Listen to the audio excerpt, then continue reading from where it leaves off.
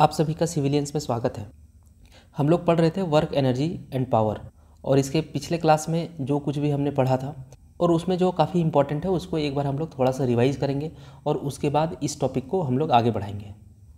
Civilians channel पे जितनी भी क्लासेस अभी चल रही है ये सभी जेपीएससी सीएससी एग्ज़ाम को ध्यान में रखते हुए रिकॉर्ड की जा रही है, और पीडीएफ भी जो है वो जेपीएससी सीएससी के लिए ही है।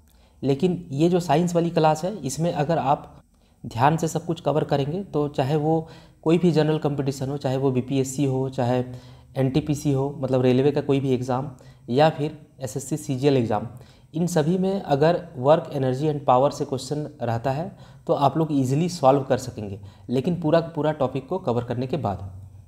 तो चलिए हम लोग थोड़ा सा रिवाइज करते हैं और फिर उसके बाद हम लोग इस टॉपिक को आगे बढ़ाएंगे। सबसे पहले हम लोग कल ये चीज़ देखे थे कि 1 न्यूटन का जो बल होता है वो आखिर कितना हो सकता है। तो हमने बताया था कि 100 ग्राम का कोई ऑब्जेक्ट को आप हाथ में उठा करके रखें और वह ऑब्जेक्ट आपको जितना भारी लगेगा वही 1 न्यूटन का बल होता है। और इसको कैसे कैलकुलेट किए थे, तो वेट का क्या होता है फार्मूला mg, जहाँ पे m क्या है मास। तो 100 ग्राम अगर केजी में लिखे तो ये क्या होगा 0.1 kg, और g का मतलब क्या है ग्रेविटी, मतलब 9.8, लेकिन अगर अप्रॉक्सीमेट लेंगे तो हम लोग 10 मीटर पर सेकंड स्क्वायर। तो ये अगर कैलकुलेशन करेंगे तो हमारा क्या आ जाएगा 1 kg मीटर पर सेकंड स्क्वायर, और यही एक तो एक रह गया, और kg मीटर पर सेकंड स्क्वायर। तो बल के तीनों नियमों का जो प्रतिपादन है वो सर आइजैक न्यूटन ने किया था, इसलिए उनके नाम उनके रिस्पेक्ट के लिए इस पूरे के पूरे केजी मीटर पर सेकंड स्क्वायर को न्यूटन से संबोधित किया जाता है या फिर न्यूटन रखा गया, ये एसआई यूनिट है। तो ये चीज़ हम लोग समझे थे। फिर इसी 1 न्यूटन को हम लोग सीजीएस यूनिट में क्या होता है उसको समझेंगे। तो 1 न्यूटन बराबर 10 का पावर 5 डाइन ये होता था। ये आपको एग्ज़ाम में पूछा जा सकता है, और इसको आप या तो डायरेक्ट याद रख लीजिए, सबसे अच्छा तो यही होगा कि आप इसको डायरेक्ट याद रखिए। लेकिन ये कैसे कैलकुलेट होता है वो भी आप समझ के रखेंगे, क्योंकि एग्ज़ाम में बहुत बार ऐसा होता है कि हम लोग भूल भी जाते हैं। या फिर इसको ऐसे याद रख लीजिए कि 1 न्यूटन बराबर 5 डाइन। तो 5 मतलब 10 का पावर 5, ऐसा नहीं कि आप ये 5 डाइन लिखिए, ये आप सिंपल याद रखिएगा 1 न्यूटन बराबर 5 डाइन, लेकिन ध्यान रखिएगा कि 10 का पावर में लगाना है उसको। या फिर इसको अगर पूरा लिखिएगा तो 1 न्यूटन बराबर 1 लाख, 1 2 3 4 5 सभी जीरो को सेट करिए, इकाई दहाई सैकड़ा हज़ार 10,000 लाख, तो इतना डाइन हो गया। मतलब 1 न्यूटन बराबर 1 लाख डाइन। इसको कैलकुलेट किया जा सकता है इजीली। तो 1 न्यूटन, तो आप सिंपल से ये फार्मूला लगाइए। वेट का क्या होता है mg, मास का यूनिट क्या होता है किलोग्राम, और ग्रेविटी का यूनिट क्या होता है मीटर पर सेकंड स्क्वायर। हम लोग किस में कन्वर्ट कर रहे हैं सीजीएस यूनिट में। तो सीजीएस यूनिट में C4 सेंटीमीटर होता है, G का मतलब होता है ग्राम, और S का मतलब हो गया सेकंड। तो जो मास का यूनिट होगा मतलब द्रव्यमान का जो यूनिट होगा उसको हम लोग को सेंटीमीटर में कन्वर्ट कर, लेंथ का जो यूनिट होगा मतलब लंबाई का जो यूनिट है जो मीटर होता है एसआई यूनिट में, वो सीजीएस में क्या होता है सेंटीमीटर। उसके बाद G4 ग्राम, द्रव्यमान का जो मात्रक एसआई यूनिट में किलोग्राम होता है, लेकिन सीजीएस यूनिट में ये G का मतलब क्या होता है ग्राम, और एसआई यूनिट में चाहे सीजीएस यूनिट में सेकंड का S का मतलब सेकंड ही होता है। अब लेकिन हम लोग इसको कन्वर्ट करने वाले हैं सीजीएस यूनिट पे, तो 1 केजी नहीं चलेगा, इसको ग्राम में कन्वर्ट करना होगा। तो 1 केजी बराबर 1000 ग्राम। मीटर है यहाँ पे, मतलब 1 मीटर, 1 मीटर को यहाँ पे मीटर नहीं चलेगा, सेंटीमीटर लगाना है तो 100 सेंटीमीटर। और सेकंड सीजीएस यूनिट हो चाहे एसआई यूनिट हो, सेंटीमीटर सेकंड तो सेकंड ही रहता है, तो सेकंड स्क्वायर। तो ये देखिए 1 0 2 0 3 0 4 5, तो 10 का पावर 5 ग्राम सेंटीमीटर, और ये सेकंड का स्क्वायर पर सेकंड स्क्वायर, ये चीज़ कहलाता है आपका डाइन। तो इस तरह से आप लोग कैलकुलेट भी कर सकते हैं। इसी तरह से हम लोग पढ़े थे वर्क का formula, work force into displacement, और साथ में क्या था कॉस थीटा।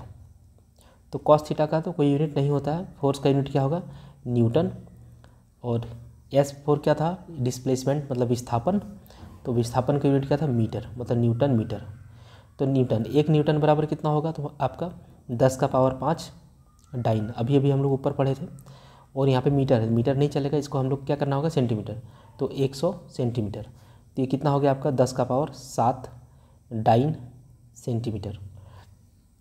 अगर ऐसा यूनिट में बात करें तो न्यूटन मीटर ये कहलाता है जूल, और यहाँ पे है डाइन सेंटीमीटर, ये क्या कहलाएगा आपका अर्ग।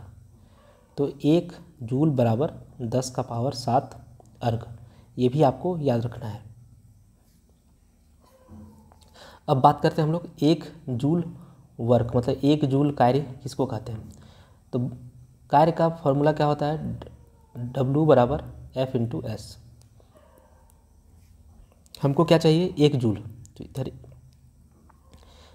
1 न्यूटन गुना 1 मीटर, तो 1 न्यूटन मीटर, यही होगी आपका 1 जूल। तो आप यहाँ पे देखिए, 1 जूल किसी ऑब्जेक्ट पर किया गया वह कार्य है जब उस ऑब्जेक्ट पे, मतलब उस वस्तु पे 1 न्यूटन का बल लगाते हैं। तो 1 न्यूटन का बल लगाते हैं और वह वस्तु जो है 1 मीटर का विस्थापन करता है। तो यहाँ पे आ गया, 1 न्यूटन का बल इस वस्तु पे लगाए तो ये चलता हुआ यहाँ तक पहुँच गया, और ये डिस्टेंस मान लीजिए 1 मीटर है। तो यहाँ से एक जूल का डेफिनेशन निकल के आता है। 1 जूल कार्य क्या होता है, तो 1 जूल कार्य किसी वस्तु पर किया गया वह कार्य है जब उस पर 1 न्यूटन का बल कार्य करता हो और वह 1 मीटर की दूरी तय करती हो। और एक इम्पॉर्टेंट कंसेप्ट है आपका W = फोर्स इंटू डिस्प्लेसमेंट, और साथ में क्या था, कॉस थीटा। तो यहाँ पे आप देखिए, जैसे ये है आपका सरफेस, मतलब सतह। यहाँ पे कोई ऑब्जेक्ट है, मतलब कोई वस्तु है, चाहे ईंट हो चाहे कोई भी प्रकार का वस्तु है, आप मान लीजिए। अब इस वस्तु पे अगर आप इधर फोर्स लगाते हैं F, और ये कुछ डिस्टेंस ट्रेवल कर जाता है, मान के चलिए यहाँ पे था पहले इस जगह पे, यहाँ से आपका इतना डिस्टेंस तक आया, मतलब यहाँ तक।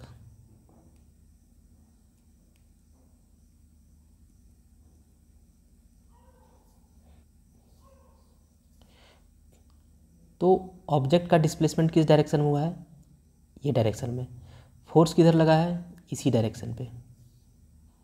तो जिधर आप फोर्स लगा रहे हैं ऑब्जेक्ट में विस्थापन में, मतलब ऑब्जेक्ट का डिस्प्लेसमेंट भी उसी डायरेक्शन पे हो रहा है। मतलब दोनों, चाहे आप बल की बात करें चाहे आप विस्थापन की बात करें, दोनों का डायरेक्शन जो है वो सेम है। मतलब दोनों के बीच का एंगल कितना हो जाएगा, 0 डिग्री। दो पैरेलल है, ये भी फोर्स भी इधर ही है और डिस्प्लेसमेंट भी इधर ही है, मतलब दोनों पैरेलल है, तो दोनों के बीच का एंगल कितना होगा, 0 डिग्री। तो अगर पूछा जाए क्वेश्चन में, अब इस फोर्स को आप नाम दे देते हैं एक्सटर्नल फोर्स, मतलब बाहर से हम लोग जो फोर्स लगाए हैं इसको खींचने में, वो तो एक्सटर्नल फोर्स मतलब बाहरी फोर्स के द्वारा क्या वर्क डन किया गया होगा, तो ये हो जाएगा आपका पॉजिटिव वर्क डन।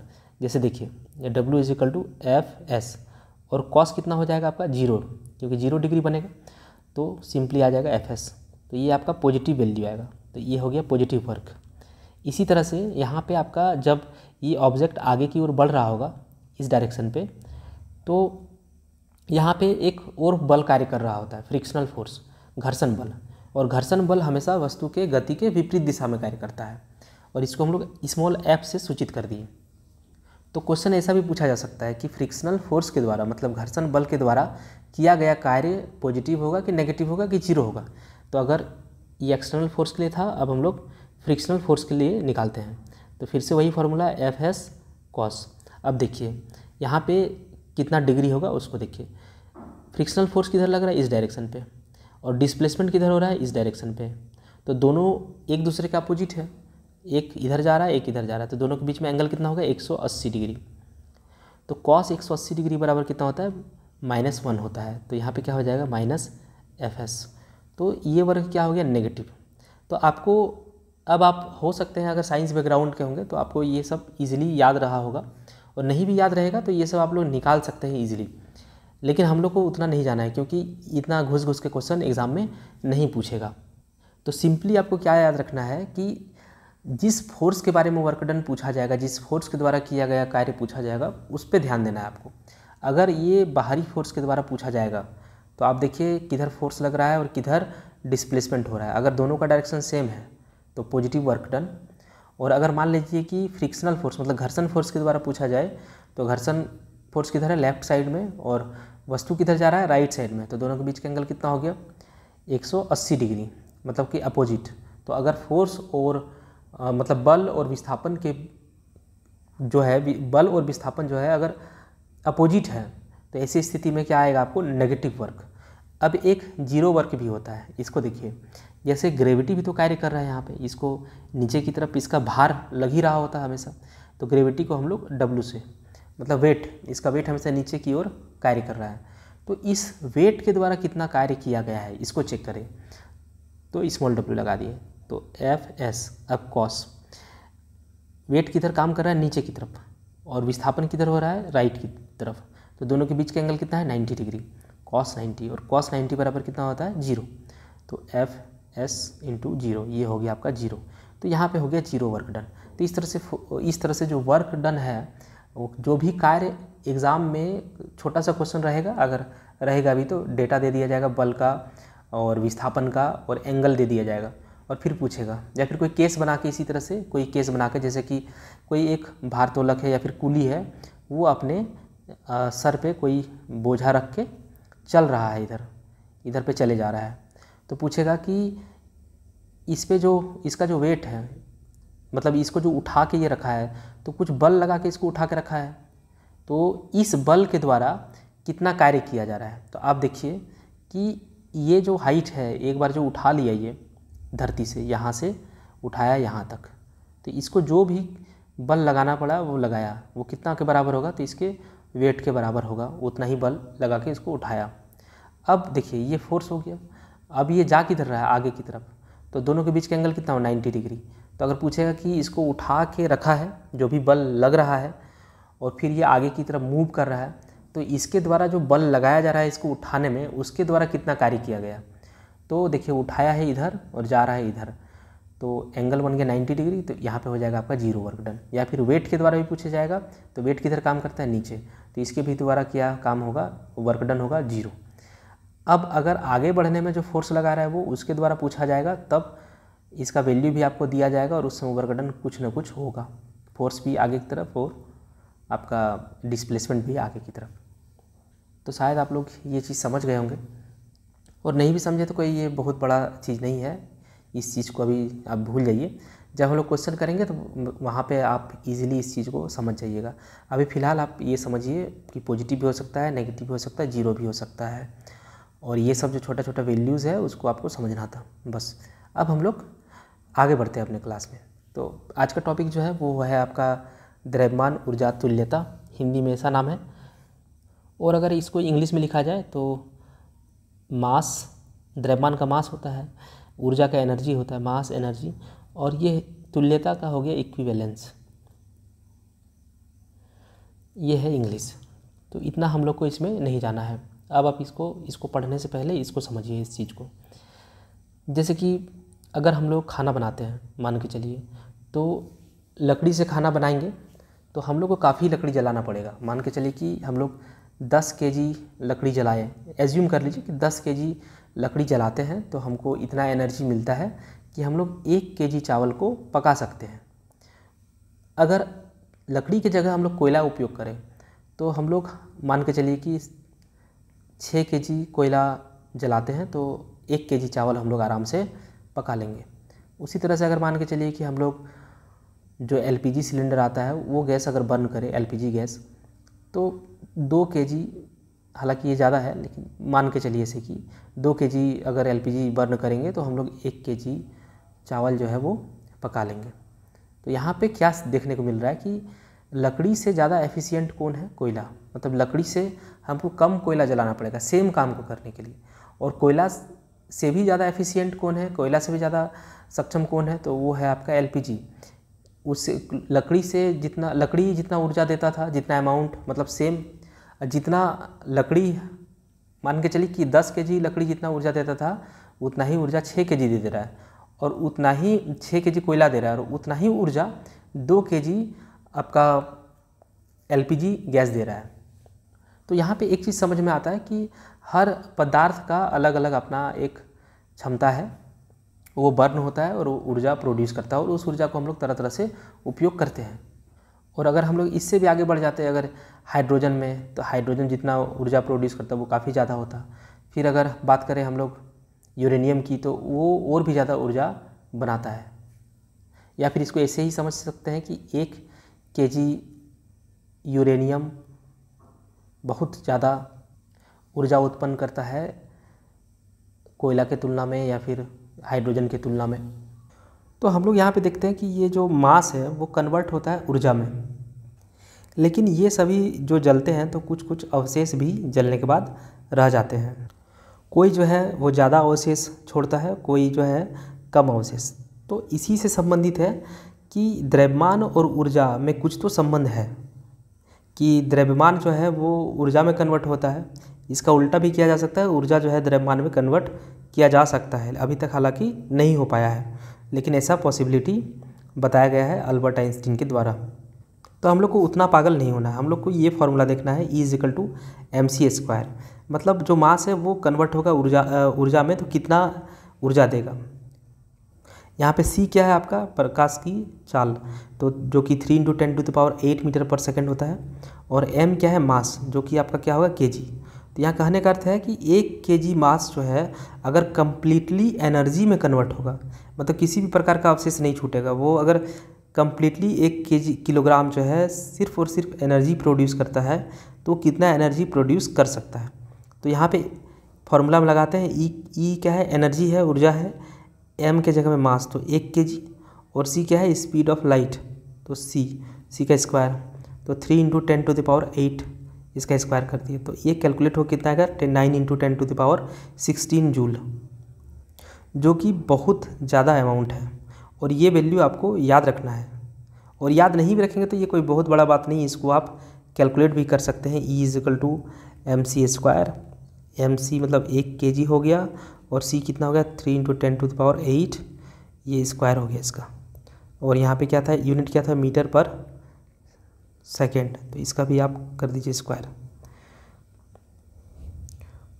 तो 1 का 1 हो गया, 3 का स्क्वायर 9, और 10 का पावर 8 है, तो 8 कितना आ जाएगा, 16। तो एनर्जी है तो इसका यूनिट क्या हो जाएगा, जूल, तो 9 × 10⁻16 जूल।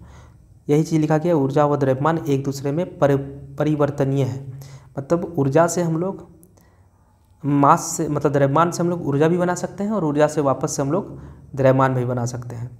हालांकि ऊर्जा से अभी तक द्रव्यमान नहीं बनाया जा सका है, लेकिन हो सकता है आगे आने वाले समय में बनाया जा सके।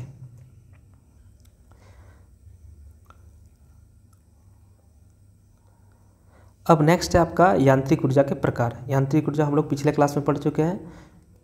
अगर कोई मूव कर रहा है, मतलब कोई वस्तु जो है चल रहा है, तो उसके गति के कारण जो ऊर्जा होगा, और किसी की स्थिति के कारण जो ऊर्जा होता है, यही सबको हम लोग यांत्रिक ऊर्जा कहते हैं। मतलब जहाँ पे चलने, घूमने और हाइट में कोई ऑब्जेक्ट दिखे तो वो सब यांत्रिक ऊर्जा का पार्ट होता है। अब देखिए, यांत्रिक ऊर्जा दो तरह से है, गतिज ऊर्जा और एक आपका हो जाएगा स्थितिज ऊर्जा। गतिज ऊर्जा क्या है, नाम से ही क्लियर है। गतिज ऊर्जा को इंग्लिश में काइनेटिक एनर्जी कहते हैं। तो कोई भी ऑब्जेक्ट, मतलब कोई भी वस्तु अगर गति में है तो उसके पास एक ऊर्जा होती है, और उसी ऊर्जा को हम लोग गतिज ऊर्जा कहते हैं। कोई भी वस्तु में गति है तो ऊर्जा होती है, इसको आप फील कर सकते हैं। नहीं फील हो रहा तो आप किसी भी चलते हुए गाड़ी के आगे आकर के चेक कर सकते हैं। जब आपका हाथ पे टूटेगा तो आपको समझ में आ जाएगा कि हाँ, जो धक्का मारा है जो गाड़ी, उसमें ऊर्जा था, और उसी के कारण आपका हाथ पे टूटा।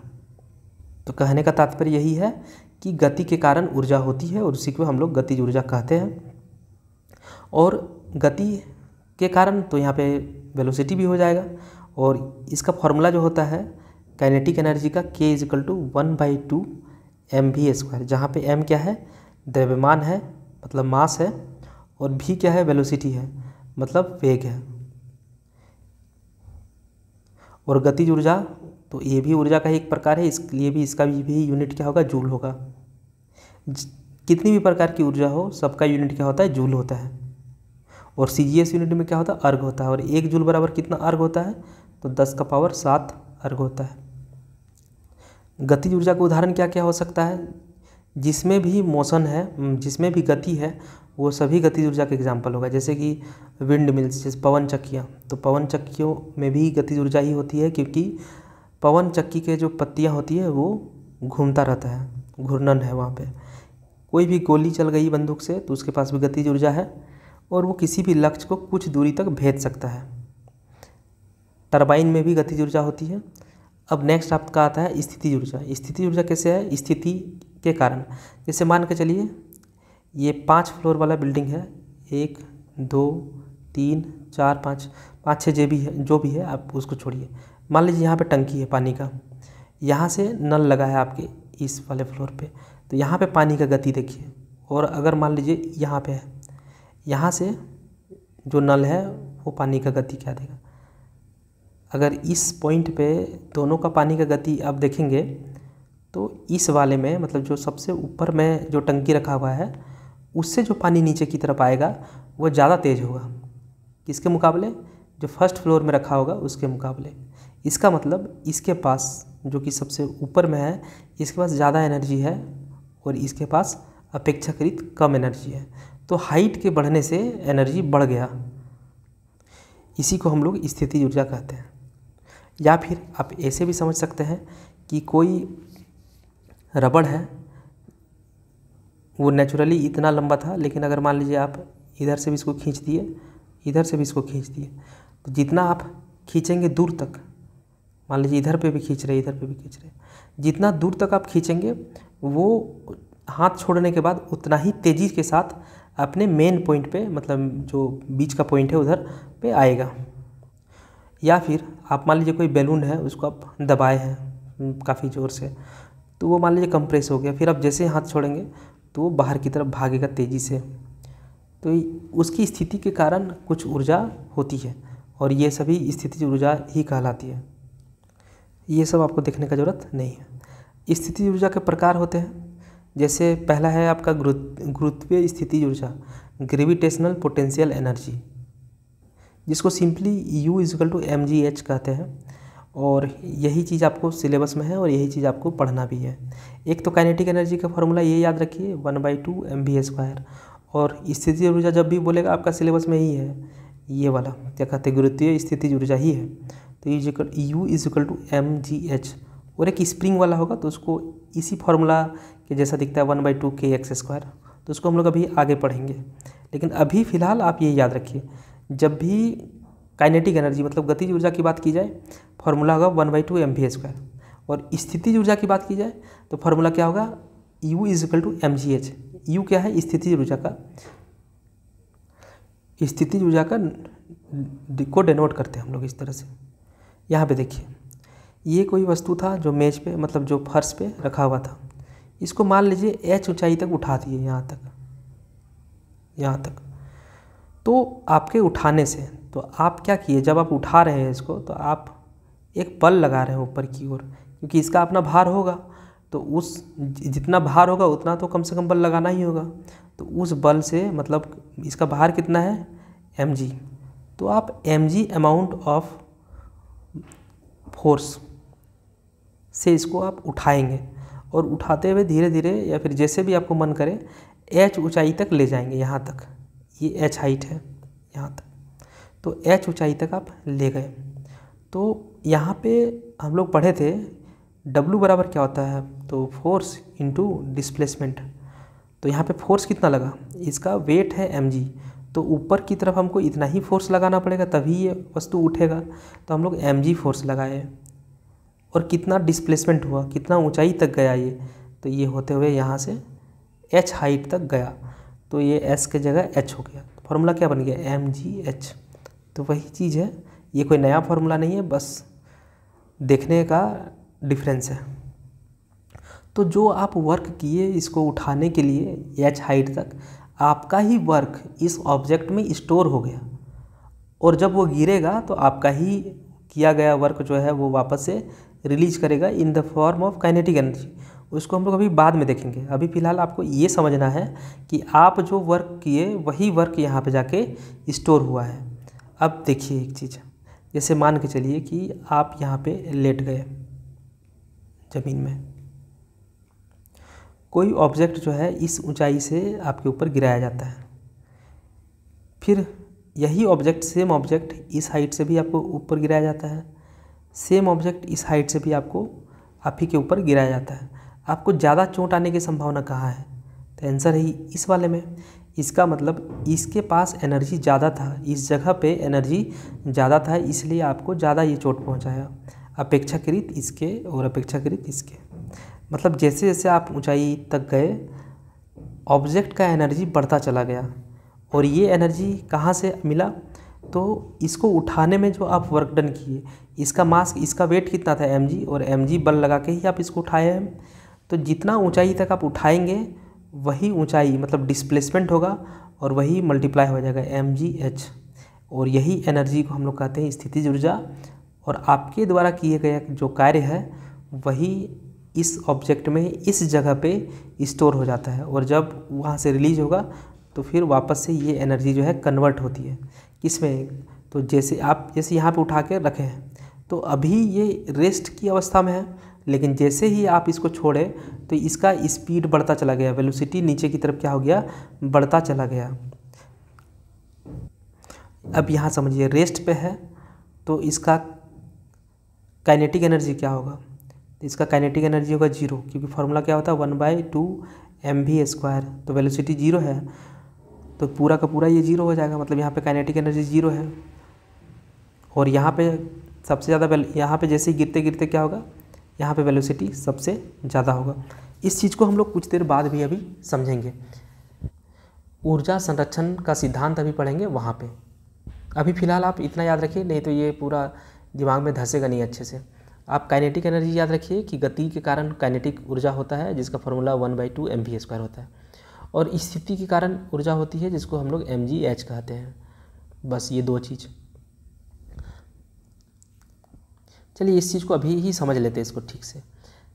अब जैसे ये मान लीजिए ज़मीन है, आप यहाँ से यहाँ पे कोई ऑब्जेक्ट को आप उठा के रखे हुए हैं, ये ऊंचाई जो है मान के चलते हैं h है। तो इस पोजीशन पे मतलब यहाँ पे इस ऑब्जेक्ट के पास क्या है? तो यहाँ पे इसके पास पोटेंशियल एनर्जी है mgh। अब जैसे ही यहाँ से ये ड्रॉप होगा, मतलब जैसे ही इसको गिराया जाएगा, तो इस पॉइंट पे इसका वेलोसिटी 0, लेकिन धीरे धीरे इसका वेलोसिटी क्या होगा? बढ़ता चला जाएगा इसका वेलोसिटी, और इस पॉइंट पे इसका वेलोसिटी सबसे ज़्यादा होगा, मतलब जस्ट वो जब ग्राउंड को छूने वाला होगा तब। तो हम लोग देख रहे हैं ये चीज़ कि इसका जो स्थिति ऊर्जा है वो धीरे धीरे काइनेटिक एनर्जी में मतलब गतिज ऊर्जा में कन्वर्ट हो रही है। मतलब इस फिगर को अगर हम लोग मान लें कि यहाँ पे ये 10 जूल का पोटेंशियल एनर्जी है, तो यहाँ पे इस जगह पे हाइट थोड़ा घट गया अब इस जगह तक, तो यहाँ पे मान लीजिए पोटेंशियल एनर्जी 8 जूल हुआ और कुछ स्पीड पकड़ लिया ये, तो इसके कारण इसके पास गतिज ऊर्जा होगी, और वो गतिज ऊर्जा मान लेते हैं 2 जूल होगा। फिर इस पॉइंट पे आते आते देखते हैं ये बिल्कुल मिडिल पॉइंट है, यहाँ तक आते आते मान के चलते हैं कि इसका हाइट जस्ट हाफ हो गया, तो ये स्थितिज ऊर्जा भी क्या हो जाएगी? आपकी हाफ हो जाएगी। जैसे फॉर्मूला में आप देखिए, अगर mgh के जगह मान के चलिए कि हाइट अगर हाफ हो जाए तो mg इंटू हाइट हाफ, तो ये पूरा का पूरा वैल्यू आधा हो जाएगा, तो यहाँ पे मान लीजिए 5 जूल। लेकिन जैसे ही ये नीचे की तरफ आया तो यहाँ पे वेलोसिटी भी तो इसका बढ़ा, वेग बढ़ा, वेग बढ़ने के कारण इसका गतिज ऊर्जा भी बढ़ेगा, तो गतिज ऊर्जा आप कितना हो गया? 5 जूल। अब इस पॉइंट पे आया है, इस पॉइंट पे जैसे यहाँ पे, तो यहाँ पे आने के साथ ही इसका गतिज ऊर्जा कितना? इसका गतिज ऊर्जा मैक्सिमम हो जाएगा, और यहाँ पे हाइट कितना हो गया? 0। तो इस जगह पे पोटेंशियल एनर्जी मतलब स्थितिज ऊर्जा कितना हो जाएगा? 0, और गतिज ऊर्जा कितना हो जाएगा? 10 जूल। तो आप अगर कैलकुलेट करेंगे किसी भी पॉइंट पे, इस पॉइंट पे कैलकुलेट करें, चाहे इस पॉइंट पे, चाहे इस पॉइंट पे, चाहे इस पॉइंट पे, चाहे इस पॉइंट पे, तो हर पॉइंट पे गतिज ऊर्जा और स्थितिज ऊर्जा दोनों को का जो जोड़ है, दोनों का जो एडिशन है वो हमेशा इक्वल, हमेशा बराबर रहता है। मतलब अगर 10 जूल है इस पोजीशन पे तो हर जगह कितना रहेगा? 10 जूल ही रहेगा। हाँ, अगर पोटेंशियल एनर्जी मैक्सिमम है और ऑब्जेक्ट रेस्ट पे है तो यहाँ पे काइनेटिक एनर्जी क्या होगा? 0। लेकिन जैसे ही कुछ इसका पोटेंशियल एनर्जी घटा तो वो पोटेंशियल एनर्जी किस में कन्वर्ट हो जाएगा? काइनेटिक एनर्जी, मतलब गतिज ऊर्जा में कन्वर्ट हो जाएगा। फिर और नीचे आने पे इसका अगर गतिज ऊर्जा और बढ़ रहा है तो इस समय स्थितिज ऊर्जा क्या होगा, और घटेगा। मतलब जैसे जैसे गतिज ऊर्जा बढ़ेगा वैसे वैसे स्थितिज ऊर्जा घटेगा। इसका उल्टा करिए, जैसे जैसे स्थितिज ऊर्जा बढ़ेगा गतिज ऊर्जा क्या होगा, घटेगा। लेकिन ओवरऑल यही है कि दोनों का जोड़, तो दोनों के जोड़ को हम लोग कहते हैं मैकेनिकल एनर्जी, मतलब यांत्रिक ऊर्जा। यांत्रिक ऊर्जा जो है वो हर पॉइंट पे कांस्टेंट रहेगा, मतलब स्थिर रहेगा, और इससे न्यूमेरिकल पूछा जा सकता है। जैसे कि एग्ज़ाम में पूछ दे कि टोटल एनर्जी जो है 10 जूल है और गतिज ऊर्जा जो है वो मान के चलिए कि 5 जूल है, तो स्थितिज ऊर्जा क्या होगा, तो स्थितिज ऊर्जा दोनों को जोड़ देना है। 5 जूल में कितना जोड़िएगा कि 10 जूल होगा, तो 5 जूल। तो इस तरह से आप कैलकुलेट कर सकते हैं। न्यूमेरिकल जब बनाएंगे तो ये ज़्यादा अच्छे से क्लियर होगा। यहाँ पे बस एक चीज़ है, देखिए ऊर्जा संरक्षण का नियम। इस नियम के अनुसार क्या है, ऊर्जा ना तो उत्पन्न की जा सकती है और ना ही नष्ट की जा सकती है। हम लोग अभी देखें कि जितना ऊर्जा था उतना ही ऊर्जा लास्ट में भी रहा, लेकिन ये क्या हुआ, एक रूप से दूसरे रूप में बस ये रूपांतरण होते रहा। मतलब गतिज ऊर्जा जो है स्थितिज ऊर्जा में बदल गया, स्थितिज ऊर्जा जो है गतिज ऊर्जा में बदल गया। तो इसी को कहते हैं ऊर्जा संरक्षण का नियम। मतलब ऊर्जा को ना तो उत्पन्न किया जा सकता है ना तो उसको नष्ट किया जा सकता है, हाँ, लेकिन एक रूप से दूसरे रूप में उसको कन्वर्ट किया जा सकता है। यहाँ पे एक एग्जाम्पल के तौर पे, जैसे कि मान के चलिए कोयला था, तो इसके पास केमिकल एनर्जी है। तो केमिकल एनर्जी मान लीजिए 10 जूल है कोयला के पास। जब ये जला तो इससे हीट भी उत्पन्न हुआ, इससे लाइट भी उत्पन्न हुआ, और भी कुछ अगर उत्पन्न हुआ होगा, तो अगर सबको जोड़ देंगे, हीट एनर्जी, लाइट एनर्जी और भी कोई भी एनर्जी है उसको जोड़ देंगे, तो टोटल एनर्जी फिर कितना होगा, 10 जूल ही होगा। ऐसा नहीं है कि 9 जूल होगा या फिर 11 जूल होगा। ये 10 जूल पहले था तो 10 जूल ही आपका रिलीज भी होगा। अब जैसे कि कोई कार है मान के चलिए, तो ये कोई वेलोसिटी से जा रहा है जिसके कारण इसका मास भी अपना है, इसका वेलोसिटी भी अपना है। तो मान के चलते हैं इसके पास 1000 जूल एनर्जी है जिस स्पीड से ये जा रहा है और जितना इसका मास है, क्योंकि फार्मूला क्या होता है 1/2 mv²। तो जितना मास है उस पर भी रिलेट करेगा, मतलब उस पर भी डिपेंड करेगा, वेलोसिटी पे भी डिपेंड करेगा। तो मास इंटू वेलोसिटी स्क्वायर, तो ये 1000 जूल आप मान लीजिए, तो 1000 जूल है। अब ये कहीं टकराया मान के चलते हैं, तो टकराने से हीट जनरेट होगा, टकराने से क्या होगा, साउंड भी प्रोड्यूस होगा और बहुत सारा तोड़फोड़ भी ये कर देता है। तो इन सभी एनर्जी को भी आप जोड़िएगा तो भी आंसर कितना होगा, 1000 जूल होगा। हम लोग का काम का क्या था, ये वाला, ये जो हम लोग यहाँ पे देखें कि गति ऊर्जा जोड़ स्थितिज ऊर्जा, मतलब kinetic energy plus potential energy is equal to क्या होता है, मैकेनिकल एनर्जी। ये ध्यान रखिएगा बस, ये बढ़ेगा तो ये घटेगा और ये अगर बढ़ेगा तो ये घटेगा। कुल मिला के ये चीज़ क्या रहेगा, कांस्टेंट रहेगा हमेशा। मतलब मैकेनिकल एनर्जी ना तो बढ़ेगा और ना ही घटेगा, टोटल जो रहेगा वो क्या रहेगा, कांस्टेंट रहेगा। अब एक स्प्रिंग फोर्स को देखते हैं हम लोग, जो कि इलास्टिक पोटेंशियल एनर्जी कहलाता है। प्रत्यास्थ स्थिति ऊर्जा, इतना हिंदी भी नहीं याद रखना है आपको, इतना इंग्लिश भी याद नहीं रखना, आप बस ये याद रखिए। जैसे 1/2 mv² पढ़े थे, उसी तरह से बस 1/2 kx² है। x क्या है, डिस्प्लेसमेंट है, मतलब कि स्प्रिंग को जो आप खींचे, ये नॉर्मल स्प्रिंग है, इसको आप खींचे कुछ, तो खींच दिए तो इतना खींच दिए, तो ये जो डिस्टेंस इतना खींचे हैं वही आपका है x। और यहाँ पे k क्या है, स्प्रिंग कांस्टेंट। प्रत्येक स्प्रिंग का अपना एक स्टिफनेस होता है, मतलब कोई स्प्रिंग को आप इजीली खींच सकते हैं तो उसका स्टिफनेस कम होता है, और कोई स्प्रिंग को आप इजीली नहीं खींच सकते हैं तो उसका इस स्टिफनेस क्या होता है, ज़्यादा होता है। जैसे बात करें पेन में जो स्प्रिंग यूज होता है उसको आप आसानी से खींच दीजिएगा, इसका मतलब ये हुआ कि उसका स्टिफनेस कम है। वही अगर मान लीजिए कि जो 2 व्हीलर बाइक्स है, मतलब जो भी बाइक है उसमें भी शॉक एब्जॉर्बर होते हैं, वो भी स्प्रिंग के टाइप का ही स्ट्रक्चर है, उसको आप नहीं खींच पाइएगा, इसका मतलब उसका स्टिफनेस ज़्यादा है।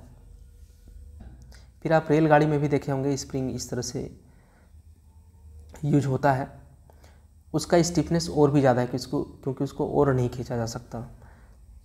तो स्प्रिंग को खींचने मतलब जिसको आसानी से खींचा जा सकता है उसका स्टिफनेस कम, और जिसको मुश्किल से खींचा जा सकता है उसका स्टिफनेस ज़्यादा है। तो इसी कंसेप्ट से लेकर के आया है आपका स्प्रिंग कांस्टेंट। आपको उतना ध्यान नहीं लगाना है कि स्टिफनेस क्या है क्या नहीं है, वो सब इंजीनियरिंग वाला बच्चा लोग पढ़ता है, या फिर आप ISC में भी उसको पढ़ेंगे। तो फिलहाल हम लोग जनरल साइंस पढ़ रहे हैं तो उतना हम लोग माथा ख़राब नहीं करेंगे इस पर। सिंपली के स्प्रिंग कांस्टेंट नाम का चीज़ होता है बस, और x क्या है, जितना आप स्प्रिंग को खींच दिए वही लंबाई है। ये सब फार्मूला से छोटा छोटा क्वेश्चन पूछा जा सकता है, तो हम लोग उस फार्मूला को यूज़ करके बना सकते हैं। अब जहाँ पे भी एनर्जी रहेगा उसका यूनिट जो है हर हाल में जूल रखना है, लेकिन ध्यान रखना है कि सब कुछ जो है SI यूनिट में होगा तभी जूल होगा। SI यूनिट में पहले आपको कन्वर्ट करना होगा, फिर अप्लाई करना होगा। ये सब चीज़ हम क्वेश्चन को सॉल्व करते समय समझा देंगे आप लोग को। यहाँ पे ये चीज़ है, आप चाहे तो पढ़ सकते हैं, नहीं तो नहीं भी पढ़ेंगे तो ऐसा कुछ नुकसान नहीं होने वाला है। अब यहाँ पे है यांत्रिक ऊर्जा के संरक्षण का नियम। यांत्रिक ऊर्जा संरक्षण वही हो गया मैकेनिकल एनर्जी का संरक्षण। मतलब यहाँ पे जो हम बता रहे थे ये चीज़, ये यांत्रिक ऊर्जा का ही संरक्षण का नियम था, और इधर पे जो हीट वगैरह का जो एग्जांपल दे रहे थे ये ऊर्जा संरक्षण का नियम था। कुल मिला के ऊर्जा संरक्षण के नाम से, ऊर्जा संरक्षण हम लोग पढ़ लिए कि ऊर्जा संरक्षण होता है ऊर्जा को ना तो उत्पन्न किया जा सकता है ना नष्ट किया जा सकता है, हाँ एक रूप से दूसरे रूप में रूपांतरण किया जा सकता है, तो वो चीज़ ये था। लेकिन क्वेश्चन जो बनेगा हम लोग का इससे क्वेश्चन नहीं बनेगा, हम लोग क्वेश्चन यहाँ से बना के देगा अगर न्यूमेरिकल छोटा मोटा पूछा जाए तो। और ये चीज़ क्या है, मैकेनिकल एनर्जी का संरक्षण। जिस तरह से ऊर्जा का संरक्षण उसी तरह से यांत्रिक ऊर्जा का भी संरक्षण है, छोटा सा एक पार्ट है। तो ये हो गया आपका स्थितिज ऊर्जा, ये हो गया गतिज ऊर्जा। दोनों का जोड़ क्या रहेगा, हमेशा कांस्टेंट रहेगा, जो कि हम लोग यहाँ पे देखें। चाहे आप कोई भी पॉइंट पे ले लें, गतिज ऊर्जा और स्थितिज ऊर्जा का जो जोड़ है वो हमेशा 10 जूल ही रहा। न्यूमेरिकल बनाएंगे उस समय ये चीज़ ज़्यादा हम लोग को समझ में आएगा, ये सब पढ़ने का ज़रूरत नहीं है। ऊर्जा के स्रोत, अब ऊर्जा के स्रोत में हम लोग को थोड़ा बहुत पढ़ना है। तो ऊर्जा के स्रोत क्या है, जो स्रोत आसानी से, मतलब ऐसे सोर्सेस जो आसानी से कांस्टेंट रेट से और लंबे समय तक हम लोग को एनर्जी दे सके, वही ऊर्जा का स्रोत कहलाता है। एग्ज़ाम में ये नहीं पूछ रहा है। बस क्या क्या हम लोग देखते हैं, क्या क्या होना चाहिए, ऊर्जा के स्रोत का खासियत क्या होना चाहिए, तो समान मात्रा में अधिक कार्य करने में सक्षम होना चाहिए। मतलब कम जला करके हम लोग ज़्यादा ऊर्जा प्रोड्यूस कर सके, वैसा स्रोत होना चाहिए। जो हम लोग को आसानी से मिले वो भी देखना है कि सरलता से हम लोग को मिल सके, सुलभ हो सके। जिसका भंडारण और परिवहन, मतलब घर में रखने और इधर उधर ले जाने में भी सुविधा हो, और इसका कीमत बहुत अधिक नहीं होना चाहिए। तो ये 4 कंडीशन है जो कि NCERT में लिखा हुआ है। ये कंडीशन से क्वेश्चन शायद ही बने, लेकिन आप फिर भी इसको ध्यान में रखेंगे। या फिर ये सब चीज़ों को मेंस में भी आप लोग लिख सकते हैं। हालांकि मेंस का क्लास हम बिल्कुल अलग से लाएंगे साइंस के लिए, और साइंस के लिए खास करके देखिए सभी सब्जेक्ट के लिए आप बेफिक्र रहिएगा, लेकिन साइंस के लिए आप बिल्कुल भी आप लोग को डरने की आवश्यकता नहीं है। हम शुरू से हर कुछ अच्छा से आप लोग को करवा देंगे। मेरा मैकेनिकल इंजीनियरिंग से पढ़ाई हुआ है, तो फिजिक्स केमिस्ट्री हमको इतना आता है कि जनरल साइंस लेवल का तो बता ही सकते हैं, और JPSC भी क्वालिफाइड है, तो थोड़ा बहुत हम आपका हेल्प कर ही देंगे, जितना से आपका काम बन जाएगा। अब रहा कि बार बार सेल्फ बोस्टिंग नहीं करना है कि JPSC निकाल लिए, ऑफिसर बन गए तो बहुत बड़ा तीर मार दिए, ऐसा कुछ नहीं है। हम कोशिश करेंगे कि आप लोग को ज़्यादा से ज़्यादा ठीक ढंग से समझा के आप लोग को बस ठीक ठाक मार्क्स आ जाए एग्ज़ाम में। और कोई भी क्लास का टारगेट ये नहीं रहेगा कि आपको ज्ञान से एकदम परिपूर्ण कर देना है। आप अभी फ़िलहाल एग्ज़ाम आपका निकला नहीं है, आप नौकरी लेने के लिए तैयारी कर रहे हैं, संघर्ष कर रहे हैं, तो ऐसे स्थिति में आप लोग को यही सजेस्ट करूँगा बड़ा भाई होने के नाते कि आप लोग ज़्यादा ज्ञान के पीछे मत भागिए, टू द पॉइंट पढ़िए। और जो एग्ज़ाम और पढ़ाई जब कर रहे हैं तो बिल्कुल एग्ज़ाम ओरिएंटेड पढ़ाई करिए, जब तक कि नौकरी नहीं हो जाता है। एक बार फिर नौकरी हो जाएगा, उसके बाद आप पूरा दुनिया जहान का ज्ञान आप लेते रहिए, आपको कोई मना नहीं किया है। लेकिन अगर आप पूरा दुनिया जहान का ज्ञान अपने मन में ठूसते चले जाइएगा तो आप कहीं ना कहीं ट्रैक से डाइवर्ट भी होइएगा, और फिर पता चलता है लास्ट में कि एग्ज़ाम भी नहीं निकल पाया। तो फिर लोग जो है आपको उतना रिकॉग्नाइज़ भी नहीं करेगा कि आपके पास कितना ज्ञान है या फिर नहीं है। हाँ, वही आप एक एग्ज़ाम क्रैक कर लेंगे, फिर आपको बहुत कम भी आता है मान के चलिए, तो भी लोग आपको वैल्यू करेंगे। आपके पास पूरा लाइफ पड़ा हुआ है ज्ञान अर्जित करने के लिए। लेकिन अभी फ़िलहाल रिक्वेस्ट है मेरा कि आप लोग ज़्यादा ध्यान नहीं भटकाइए नॉलेज के चक्कर में, बिल्कुल टू द पॉइंट पढ़ाई करिए। और सिविलियंस चैनल में जितने भी आपके क्लासेस होंगे सब टू द पॉइंट ही होंगे, ऐसे नहीं कि आपको बहुत ज़्यादा समझाएंगे नहीं हम लोग। जो एग्ज़ाम के लायक है बस उतना ही आप लोग को समझाएंगे, और जो चीज़ नहीं आपके एग्ज़ाम के लायक है उसको स्किप भी करेंगे। जैसे आप लोग देखे होंगे खोटा का ही क्लास शायद 10 या 11 क्लास था आपका खोटा का, वो पूरा कवर हुआ और उससे बहुत ज़्यादा क्वेश्चंस भी एग्ज़ाम में आए। फिर उसी तरह से आप देखेंगे पॉलिटी एंड पब्लिक एडमिनिस्ट्रेशन में भी क्वेश्चन आया, इकोनॉमिक्स में भी आया, जबकि हम लोग बहुत ज़्यादा नहीं पढ़े थे इन चीज़ों में। ना हम ज़्यादा पढ़ने में विश्वास करते हैं और ना ही ज़्यादा पढ़ाने में। जो एग्ज़ाम का डिमांड है बस उसी के आधार पे हम लोग को अभी लिमिट रहना है। अब छोड़िए ये सब, अब देखिए इधर ऊर्जा के परंपरागत स्रोत। तो एक है आपका परंपरागत स्रोत। परंपरागत स्रोत का मतलब क्या हुआ कि जो हमारे पूर्वज से जो इस्तेमाल होते आए हैं, मतलब हमारे दादा परदादा पिताजी लोग जो यूज करते आए हैं और उसको जो हम लोग भी यूज कर रहे हैं डे टू डे लाइफ में, वही आपका परंपरागत स्रोत है। और एक क्या होता है, वैकल्पिक स्रोत होता है। वैकल्पिक स्रोत का मतलब ये हुआ कि परंपरागत स्रोत जैसे कोयला है, पेट्रोलियम है, ये हमारे दादाजी भी उपयोग किए हैं, पिताजी भी उपयोग किए हैं, हम भी उपयोग कर रहे हैं। लेकिन हो सकता है मेरे बच्चा भी यूज करे, लेकिन हो सकता है उसके बाद का पीढ़ी ना कर पाए, क्योंकि ये तो लिमिटेड अमाउंट में है, तो धीरे धीरे ये ख़त्म भी होगा। तो ऐसे स्थिति में हम लोग को ऐसे ऊर्जा के स्रोत चाहिए जो इसको रिप्लेस कर सके। मतलब जैसे कि हम लोग सौर ऊर्जा मेरे परदादा उपयोग नहीं किए होंगे, लेकिन सौर ऊर्जा का उपयोग हम लोग कर रहे हैं। तो ये वैकल्पिक स्रोत है जो कि हम लोग परंपरागत स्रोत के जगह पे उपयोग करेंगे या फिर कर रहे हैं। जैसे नाभिकीय ऊर्जा आज से अगर 150 साल पहले की बात करें तो उस समय कोई उपयोग नहीं कर रहा था, लेकिन अब टेक्नोलॉजी बढ़ा तो नाभिकीय ऊर्जा का भी उपयोग होता है। परमाणु बम ये सब बनता है, थर्मल पावर प्लांट में नाभिकीय ऊर्जा का उपयोग होता है। इन सभी चीज़ों को हम लोग आगे भी देखेंगे, अभी आगे ये सब टॉपिक है। कहने का मतलब बस यही है, परंपरागत स्रोत वह है जो हम लोग के पूर्वज भी उपयोग किए हैं और हम लोग भी करते आ रहे हैं। वैकल्पिक स्रोत क्या है, चूँकि परंपरागत स्रोत एक समय बाद ख़त्म हो जाएगा, इसलिए इसके जगह पे हम लोग को कोई और ऊर्जा स्रोत की भी आवश्यकता पड़ेगी। तो उनका हम लोग उपयोग कर रहे हैं, डेवलपमेंट में ध्यान दे रहे हैं, तो वही है वैकल्पिक स्रोत। जैसे कि सौर ऊर्जा हो गया, नाभिकीय ऊर्जा हो गया। तो यहाँ पे देखते हैं परंपरागत स्रोत को कन्वेंशनल एनर्जी कहते हैं, कन्वेंशनल एनर्जी रिसोर्सेज। तो जो प्रकृति द्वारा प्रदत्त है और जिसका निर्माण काफ़ी समय लग के हुआ है, उसको पारंपरिक या फिर कन्वेंशनल सोर्स बोलते हैं। और ये हमारे नेचर में सीमित मात्रा में, मतलब लिमिटेड अमाउंट में है, और इसको हम लोग दोबारा नहीं बना सकते। मतलब लैब में तो बना सकते हैं, लेकिन मास लेवल में उपयोग करने के लिए नहीं बना सकते। जैसे लैब में आप पेट्रोलियम बना सकते हैं, लेकिन जितना petroleum day to day life में खर्च होता है उतना पेट्रोलियम तो नहीं बना सकते। तो वही चीज़ नहीं बना सकते, इसलिए इसको हम लोग क्या कहते हैं, अनवीकरणीय। मतलब हम लोग इसको मास लेवल पे नहीं प्रोड्यूस कर सकते हैं लोगों के उपयोग के लिए। अनवीकरणीय का मतलब तो होता है, देखिए, नवीकरणीय। नवी का मतलब हुआ नया, करणीय का मतलब होता है करने लायक या फिर करने योग्य। तो नया का मतलब फिर से प्रोड्यूस, तो नया का मतलब हुआ फिर से प्रोड्यूस। तो जिसको फिर से नहीं प्रोड्यूस किया जा सकता है वही है आपका, जिसको फिर से प्रोड्यूस किया जा सकता है वो है नवीकरणीय। और इसको उल्टा कर दीजिए, जिसको फिर से प्रोड्यूस नहीं कर सकते हैं वो है अनवीकरणीय। तो कोयला, पेट्रोलियम और प्राकृतिक गैस, इसको फिर से नहीं बनाया जा सकता है, मतलब मास लेवल पर नहीं बनाया जा सकता। हाँ, लैब में बनाएंगे वो थोड़ा सा अमाउंट में, वो कोई हमारे काम का नहीं होगा। तो ऐसे ऊर्जा स्रोत को हम लोग परंपरागत ऊर्जा स्रोत में रखते हैं। अब जीवाश्म ईंधन को समझते हैं। जीवाश्म मतलब जीवों के अंश से बना हुआ ईंधन।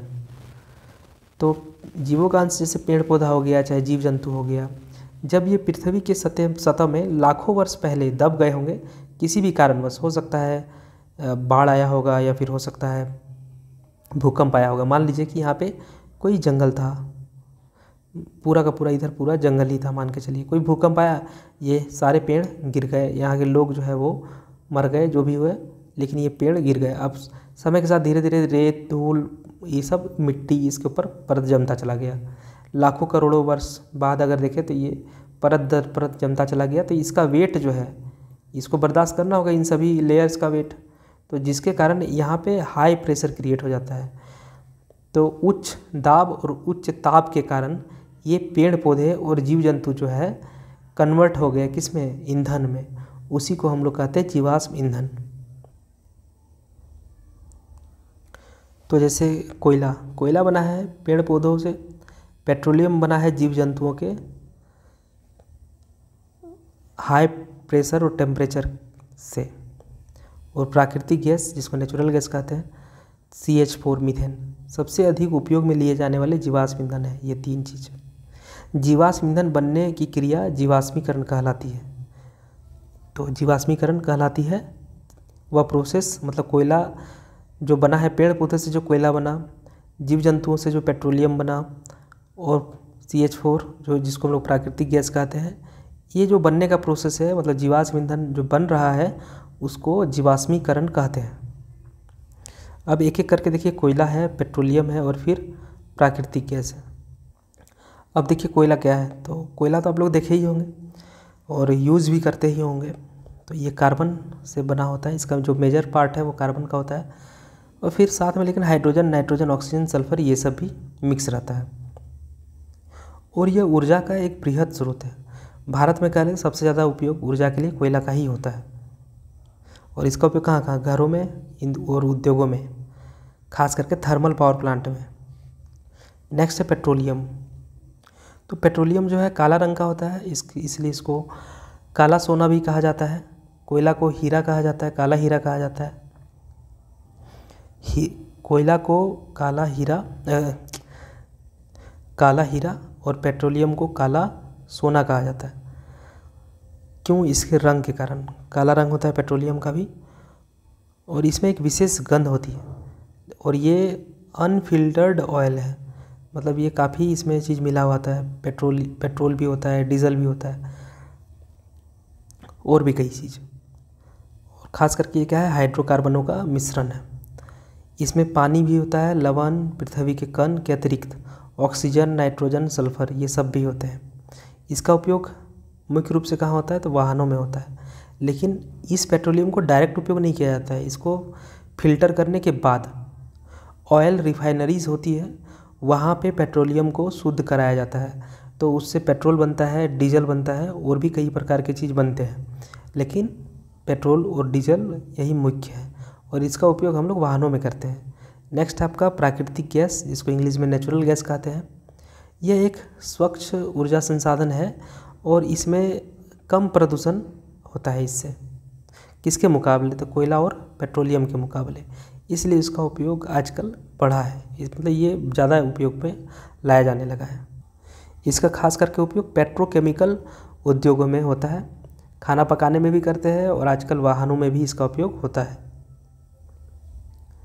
और जितने भी वाहन हैं उसमें इसका उपयोग जो होता है कंप्रेस्ड करके किया जाता है, तो इसलिए इसको बोलते हैं कंप्रेस्ड नेचुरल गैस, CNG। इसमें क्या होता है, तो मीथेन होता है, और अभी ये काफ़ी डिमांडिंग है क्योंकि इसमें माइलेज ज़्यादा मिलता है। तो क्लास काफ़ी लंबा हो गया है, आज के क्लास को यहीं तक रखते हैं। फिर नेक्स्ट क्लास में हम लोग और भी पढ़ेंगे, शायद इस चैप्टर का 2 क्लास और आएगा, और फिर हम लोग इसका MCQ करेंगे 2 क्लासेस में, मतलब 4 क्लासेस और ये चैप्टर आपका हमेशा के लिए ख़त्म हो जाएगा। फिर आप कोई भी एग्ज़ाम में इस टॉपिक से, इस चैप्टर से कोई भी क्वेश्चन अगर आता है तो आप आराम से सॉल्व कर सकेंगे।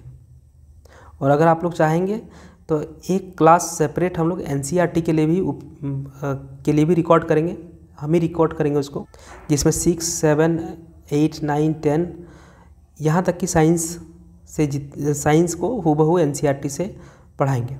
अगर आप लोग का डिमांड है तो बताइएगा, और नहीं तो जैसा पढ़ रहे हैं उसी तरह हम लोग कंटिन्यू करेंगे। लेकिन अगर NCERT सीरीज भी स्टार्ट करेंगे तो हम लोग इसको भी लगातार कंटिन्यू ही इसको बनाए रखेंगे, ये भी चलेगा और आपका NCERT भी चलेगा। आप लोग को जैसा चाहिए आप लोग बता दीजिएगा। तो मिलते हैं हम लोग नेक्स्ट क्लास में, तब तक के लिए धन्यवाद।